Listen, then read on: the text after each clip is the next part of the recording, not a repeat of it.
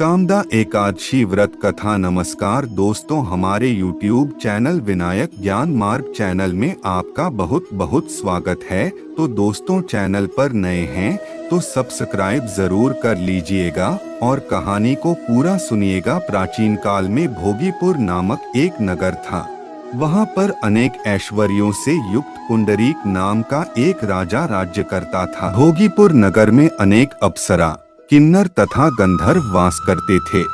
उनमें से एक जगह ललिता और ललित नाम के दो स्त्री पुरुष अत्यंत वैभवशाली घर में निवास करते थे। उन दोनों में अत्यंत स्नेह था, यहाँ तक कि अलग अलग हो जाने पर दोनों व्याकुल हो जाते थे।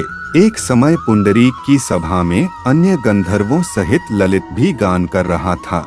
गाते गाते उसको अपनी प्रिय पत्नी ललिता का ध्यान आ गया और उसका स्वर भंग होने के कारण गाने का स्वरूप बिगड़ गया। ललित के मन के भाव जानकर कारकोट नामक नाग ने पद भंग होने का कारण राजा से कह दिया। तब पुंडरीक ने क्रोधपूर्वक कहा कि तू मेरे सामने गाता हुआ अपनी स्त्री का स्मरण कर रहा है, अत तू कच्चा मांस और मनुष्यों को खाने वाला राक्षस बनकर अपने किए कर्म का फल भोग। पुंडरीक के श्राप से ललित उसी क्षण महाकाय विशाल राक्षस हो गया।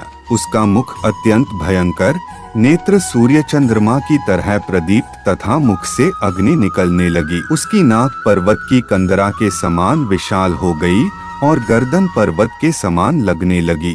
सिर के बाल पर्वतों पर खड़े वृक्षों के समान लगने लगे तथा भुजाएं अत्यंत लंबी हो गईं। कुल मिलाकर उसका शरीर 8 योजन के विस्तार में हो गया। इस प्रकार राक्षस होकर वह अनेक प्रकार के दुख भोगने लगा। जब उसकी प्रियतमा ललिता को यह वृत्तांत मालूम हुआ तो उसे अत्यंत खेद हुआ और वह अपने पति के उद्धार का यत्न सोचने लगी। वह राक्षस अनेक प्रकार के घोर दुख सहता हुआ घने वनों में रहने लगा। उसकी स्त्री उसके पीछे पीछे जाती और विलाप करती रहती। एक बार ललिता अपने पति के पीछे घूमती घूमती विंध्याचल पर्वत पर पहुंच गई, जहां पर श्रृंगी ऋषि का आश्रम था। ललिता शीघ्र ही श्रृंगी ऋषि के आश्रम में गई और वहां जाकर विनीत भाव से प्रार्थना करने लगी। उसे देखकर श्रृंगी ऋषि बोले कि हे पुत्री, तुम कौन हो और यहाँ किस लिए आई हो? ललिता बोली कि हे मुनिवर, मेरा नाम ललिता है। मेरा पति राजा पुंडरीक के श्राप से विशालकाय राक्षस हो गया है। इसका मुझको महान दुख है। उसके उद्धार का कोई उपाय बतलाइए। श्रृंगी ऋषि बोले, हे गंधर्व कन्या, अब चैत्र शुक्ल एकादशी आने वाली है, जिसका नाम कामदा एकादशी है। इसका व्रत करने से मनुष्य के सब कार्य सिद्ध होते हैं। यदि तू कामदा एकादशी का व्रत कर उसके पुण्य का फल अपने पति को दे तो वह शीघ्र ही राक्षस योनि से मुक्त हो जाएगा और राजा का श्राप भी अवश्यमेव शांत हो जाएगा।